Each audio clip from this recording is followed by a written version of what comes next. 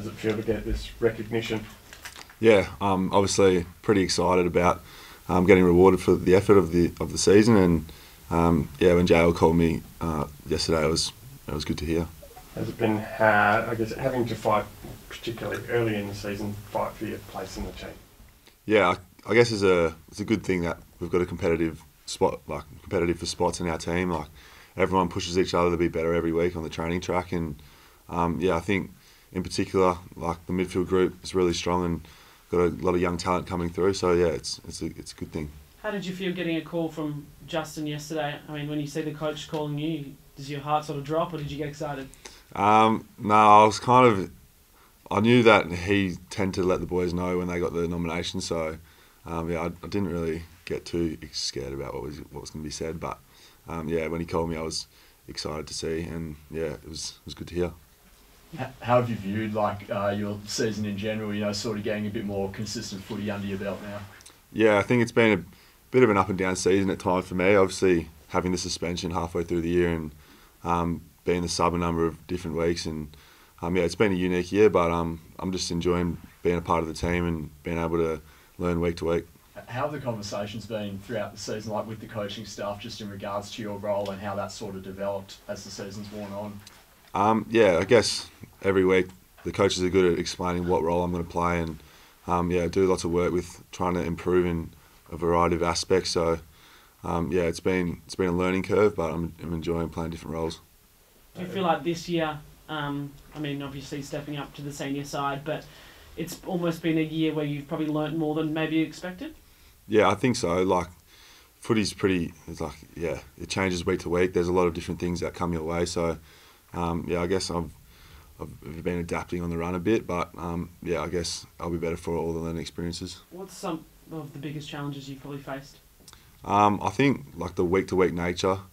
I think yeah, sometimes you might, yeah, it can get a bit repetitive, but I guess I've learned that I've got to really pay close attention to my routine and trying to stick to that as best as possible and prepare each week, yeah, as well as I can. Do you have any, I guess, random, weird, indifferent routines? No, not necessarily. I think I've been focusing more on the back end of the year just regarding my recovery and getting that right, and doing more to prepare for games mentally and getting myself in the right headspace, and I think that's something I've learned this year as well. Is that just taking time for yourself, maybe, I don't know, going down to the beach? What do you like to do mentally to prepare? Yeah, go to the beach before every game in the morning, and then I've started to do a little bit of visualisation, and I think that's sort of helped me working alongside Neil McLean, our club psychologist, and I'm improving that aspect as well. Just from a team perspective this season, how have you sort of viewed the year? Because albeit, you know, disappointing not to be playing finals, but have had some good wins along the way, how have you sort of viewed the whole context of the season?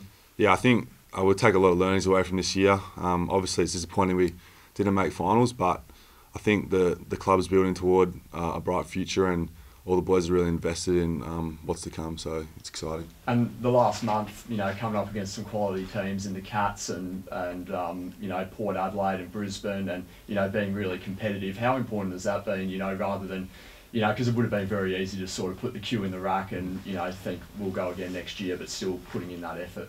Yeah, I think we've been drilling in that we're building for next year and trying to play finals, so every week's an opportunity to improve, and yeah, we'll take a lot of confidence away from how we've able to be competitive with the good teams that are playing finals. So yeah, we're building toward a bright future, I think. And coming up against the Hawks at the G this weekend, how important is it now to sort of finish the season on a good note? Yeah, I think, like I said, it's another opportunity.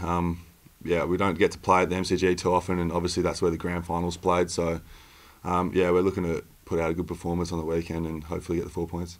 Have you had any favourite, just nice moments going up against the big names of the AFL? I sort of try not to get too overwhelmed when you're sort of playing alongside the big names, but yeah, it's sometimes there's a few moments where you just pinch yourself and think, this is what I really do now, and yeah, I guess I like challenging myself, and playing against the big names is all part of the fun. Who are some of those big names that you've sort of had pinch yourself moments with? Well, I think two that come to mind is Paddy Cripps and Marcus Bontempelli. I think obviously two premier midfielders of the comp, and they play like similar brands that I want to build to become. Like, it's not. I think those two come to mind, and then I also idolised Dusty a bit growing up, so he was pretty cool to play against. Yeah, how'd you go against Dusty? Yeah, I think I played a bit more midfield that game, so lined up on him a couple of times. But yeah, he's an impressive player and really breaks the game open. So it was pretty cool. Did you get a don't argue? I think he tried to give me one, but I was ready for it, so I did my best to tackle him.